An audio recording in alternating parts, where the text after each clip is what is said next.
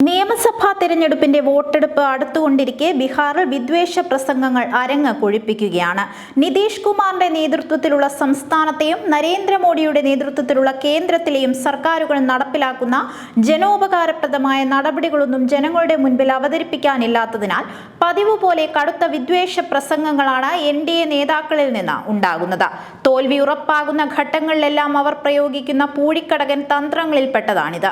10 വർഷം ഭരിച്ച ഇന്ത്യയെ ലോകത്തിന്റെ നെറുകയിലെത്തിച്ചുവെന്ന BJPയുടെയും സഖ്യകക്ഷികളുടെയും നേതാക്കൾ ആവർത്തിച്ച് അവകാശപ്പെടുമ്പോഴും കഴിഞ്ഞ ലോക്സഭാ തിരഞ്ഞെടുപ്പിൽ അവർ ഇതേ തന്ത്രമാണ് പ്രയോഗിച്ചത്.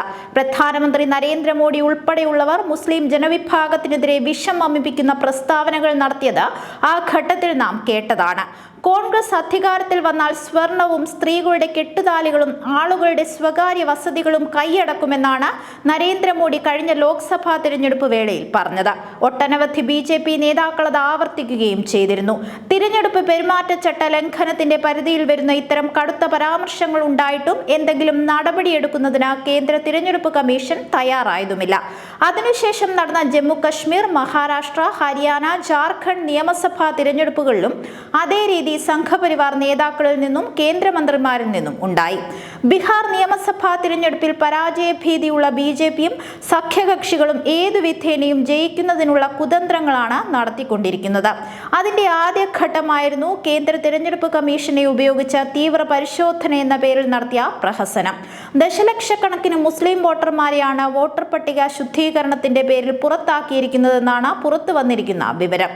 അതുകഴിഞ്ഞ പ്രചരണ രംഗത്തെത്തുമ്പോൾ വിഷം വമിപ്പിക്കുന്ന വിദ്വേഷ പ്രസംഗങ്ങൾ തന്നെയാണ് അവർ എടുത്തുപയോഗിക്കുന്നത്. അതിന്റെ ഉദാഹരണമാണ് കേന്ദ്രമന്ത്രി ഗിരിരാജ് സിംഗിൽ നിന്ന് ഉണ്ടായിരിക്കുന്നത്. നേരത്തെയും തിരഞ്ഞെടുപ്പ് ഘട്ടങ്ങളിൽ വിദ്വേഷ പ്രസംഗങ്ങൾ നടത്തി വിവാദത്തിലായ BJPക്കാരനാണ് ഗിരിരാജ് സിംഗ്. എന്നാൽ അദ്ദേഹത്തെ തിരുത്തുന്നതിന് നേതൃത്വം തയ്യാറാകുന്നില്ലെന്ന് മാത്രമല്ല, കൂടുതൽ ഉയർന്ന പദവികൾ നൽകി ആദരിക്കുകയാണ് ചെയ്യുന്നത്. കഴിഞ്ഞ വർഷം സെപ്റ്റംബറിൽ സനാതനധർമ്മം സംരക്ഷിക്കാൻ ഹിന്ദുക്കൾ ഹലാൽ മാംസം ഒഴിവാക്കണമെന്ന അദ്ദേഹത്തിന്റെ ആഹ്വാനം വിവാദത്തിലായിരുന്നു. ഹലാൽ അല്ലാത്ത മാംസം കഴിക്കില്ലെന്ന കാര്യത്തിൽ മുസ്ലിങ്ങൾ അവരുടെ വിശ്വാസത്തോട് പ്രതിബദ്ധതയുള്ളവരാണെന്നും അതുകൊണ്ട് ഹിന്ദുക്കൾ ഹലാൽ മാംസം കഴിക്കരുതെന്നും ജഡ്ക മാംസം കഴിക്കണമെന്നുമായിരുന്നു അദ്ദേഹത്തിന്റെ വാക്കുകൾ. മതേതരത്വം നിലനിൽക്കുന്ന രാജ്യത്ത് അത് ഉയർത്തിപ്പിടിക്കുന്ന ഭരണഘടനയിൽ തൊട്ട് സത്യപ്രതിജ്ഞ ചെയ്ത് കേന്ദ്രമന്ത്രിയായി വിരാജിക്കുന്നയാളിൽ നിന്നാണ് ഇത്തരം കടുത്ത വിഭാഗീയ പരാമർശം ഉണ്ടായത്.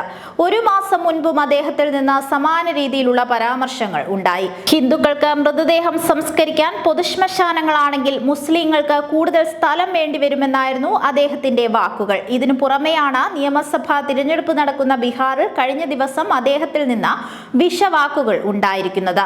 നമക് ഹറാം വോട്ടുകൾ വേണ്ടെന്നാണ് അദ്ദേഹം പറഞ്ഞത്. BJP സർക്കാരിന്റെ ആനുകൂല്യങ്ങൾ കൈപ്പറ്റിയിട്ടും പാർട്ടിക്ക് വോട്ട് ചെയ്യാത്ത മുസ്ലിങ്ങളെ കുറ്റപ്പെടുത്തിയായിരുന്നു ഈ പരാമർശം. ഒരു മുസ്ലിം പുരോഹിതനോട് സംസാരിച്ചതിന്റെ ഉദാഹരണം പറഞ്ഞാണ് ഗിരിരാജ് സിംഗ് മുസ്ലിം സമുദായാംഗങ്ങളെ മുഴുവൻ നന്ദികെട്ടവരായി വിശേഷിപ്പിച്ചത്. ആയുഷ്മാൻ കാർഡ് ലഭിച്ചോ ഇല്ലയോ എന്ന് ഞാൻ പുരോഹിതനോട് ചോദിച്ചു. ലഭിച്ചുവെന്ന് അദ്ദേഹം പറഞ്ഞു. പിന്നെ ഹിന്ദുക്കളും മുസ്ലിങ്ങളും തമ്മിൽ എന്തെങ്കിലും വിവേചനമുണ്ടോ എന്ന് ചോദിച്ചപ്പോൾ ഇല്ലെന്നും പുരോഹിതൻ പറഞ്ഞു.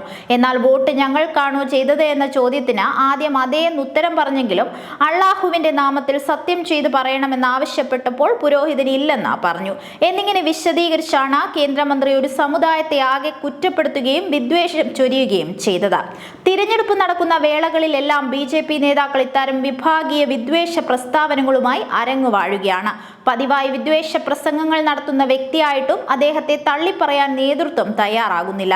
ഈ സാഹചര്യത്തിൽ പെരുമാറ്റച്ചട്ട ലംഘനത്തിന്റെ പേരിൽ അദ്ദേഹത്തിനെതിരെ നടപടിയെടുത്ത് തങ്ങളുടെ നിഷ്പക്ഷത തെളിയിക്കുവാൻ കേന്ദ്ര തിരഞ്ഞെടുപ്പ് കമ്മീഷൻ തയ്യാറാകേണ്ടതാണ്.